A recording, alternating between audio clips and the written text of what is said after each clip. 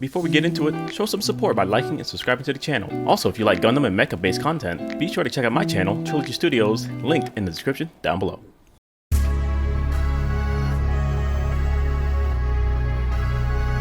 Oh boy. We start with the Truth God Mandala. He is just chilling. He's just posing for the Instagram in the ocean with these boats. He's literally just like, check me out. Like, he's about to fight someone else in the water, and everyone else is just... He's about to destroy something. That's what he's about to do. This is basically like the mill card dude. He's the figurehead of Crush, I would say. Kurasha. So you spend a soul core to summon him, and you discard the top 3 cards of your opponent's deck for each Nexus you control. Broken game. With a maximum count of 12 cards. Not broken. So you have 4 Nexuses, you hit the maximum threshold. Basically, you have 4 Nexuses, you play this to mill your opponent for 12. You discarding 12 cards of your opponent's deck is still hyper strong. That's kind of crazy. And he has a when he attacks effect that also makes you discard your cards.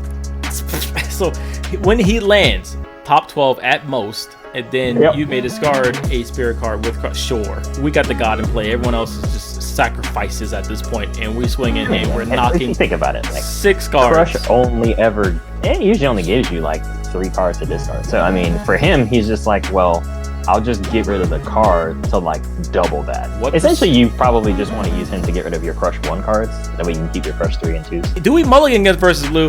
That's gonna be another discussion. I mean, it gives you 1 extra card in your deck, but I don't know. But man, mine is 18. We can only take this hit like twice.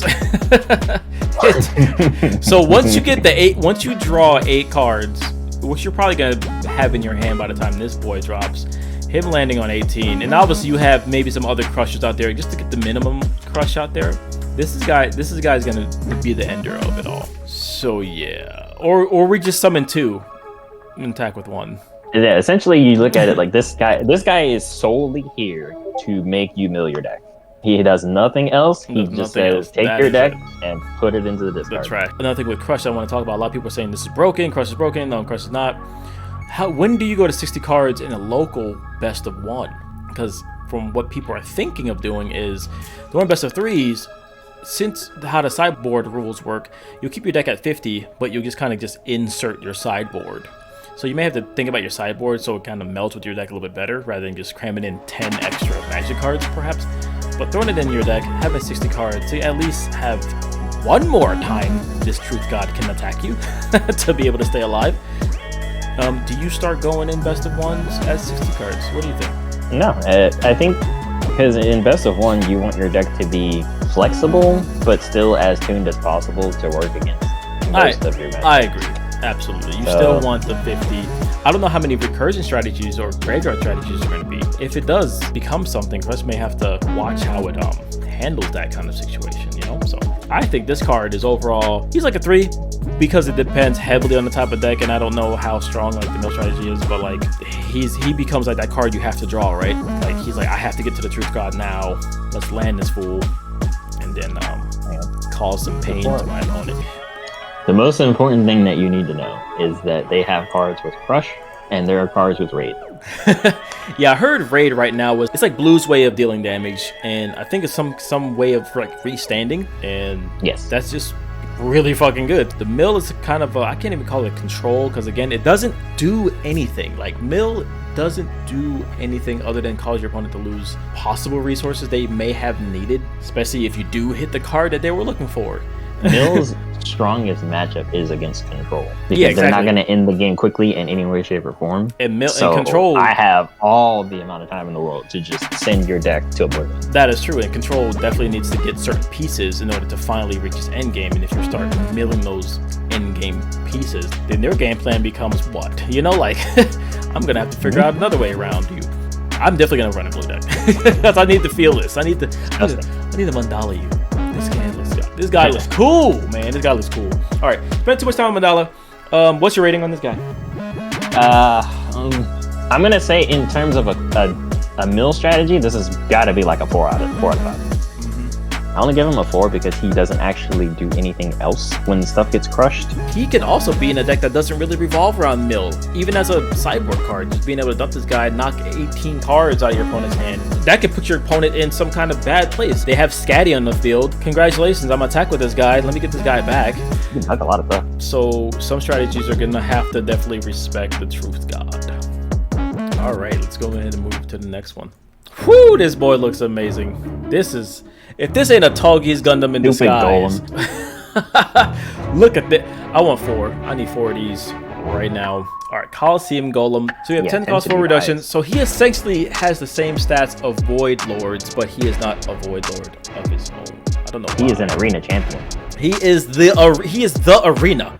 Let's get that right. Look he at is the arena champion. Because I mean, like, if he is the stadium, are you not the champion of your own stadium? Like, man, I don't know if he's the champion of this stadium. I don't know if he's the champion amongst all of the stadiums. I don't know if all the stadiums are Coliseum Golems. I have no idea. Does this Coliseum Golem go into another Coliseum in order to fight? I don't know, but that would be pretty cool. I am inside. We think like the Fable Beasts are big as fuck. This, they're like, hold on.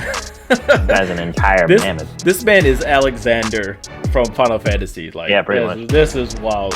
When I first saw it, I'm like, Golem tokens, sure, it's gonna be like a 1K. I was wrong. You may exhaust one of your nexuses, which you're gonna have a million of in blue, to summon one of your Golem tokens. Okay. This thing is a 10K.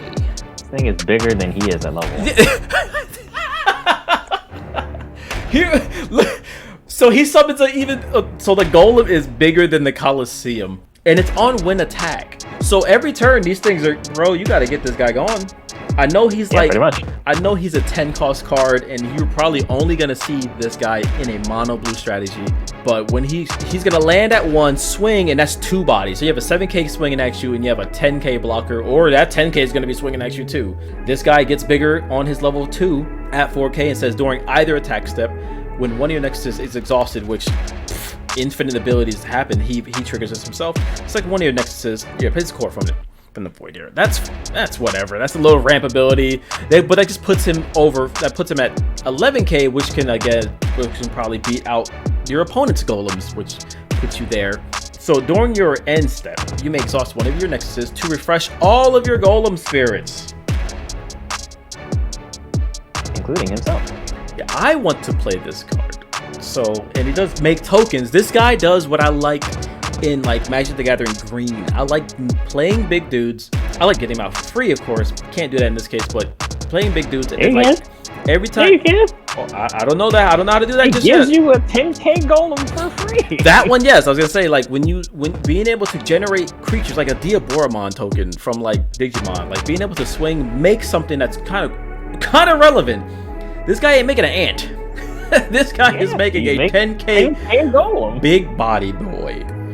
And it's a golem, and it works with other golem things, and it refreshes. I don't understand how did we got here. We got here from 1K ant tokens to now 10K. The Mecha tokens saw no play.